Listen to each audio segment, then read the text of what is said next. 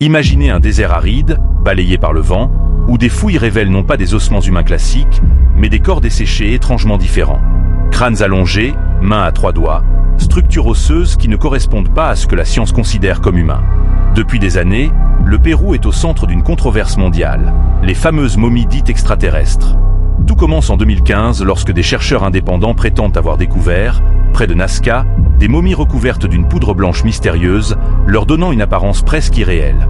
Ces corps sont petits, certains mesurent à peine 60 cm, d'autres plus d'1 mètre, et possèdent des proportions anormales.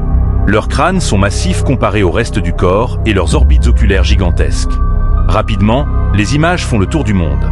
Pour certains, c'est la preuve ultime que des êtres non humains ont vécu sur Terre. Pour d'autres, une fraude soigneusement montée pour attirer la curiosité.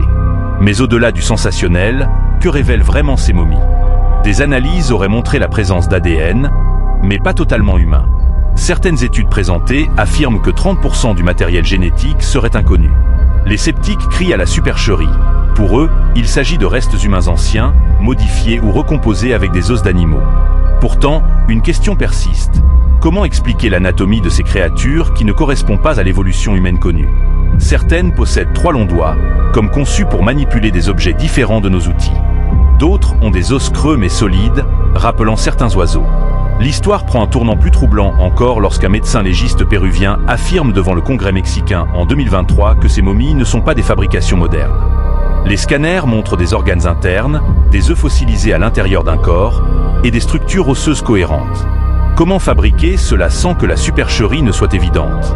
Les défenseurs de leur authenticité rappellent que la culture Nazca, connue pour ses lignes gigantesques visibles depuis le ciel, entretenait peut-être un rapport direct avec ces êtres.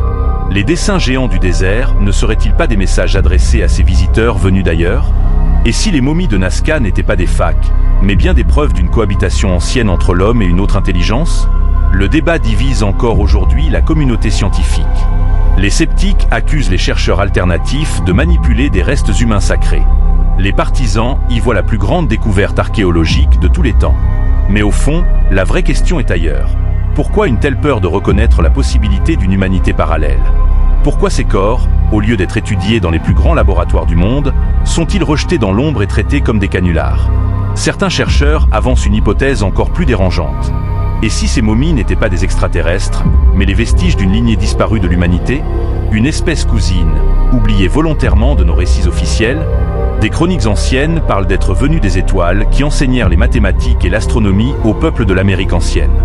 Les Incas parlaient de Viracocha, un dieu mystérieux venu des mers, au visage différent des hommes.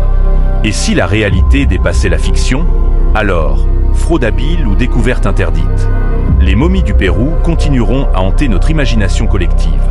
Peut-être qu'un jour, un scientifique courageux osera briser le silence et dire ce que beaucoup pensent déjà. Nous ne sommes pas seuls, et nous ne l'avons peut-être jamais été. Et qu'en pensez-vous?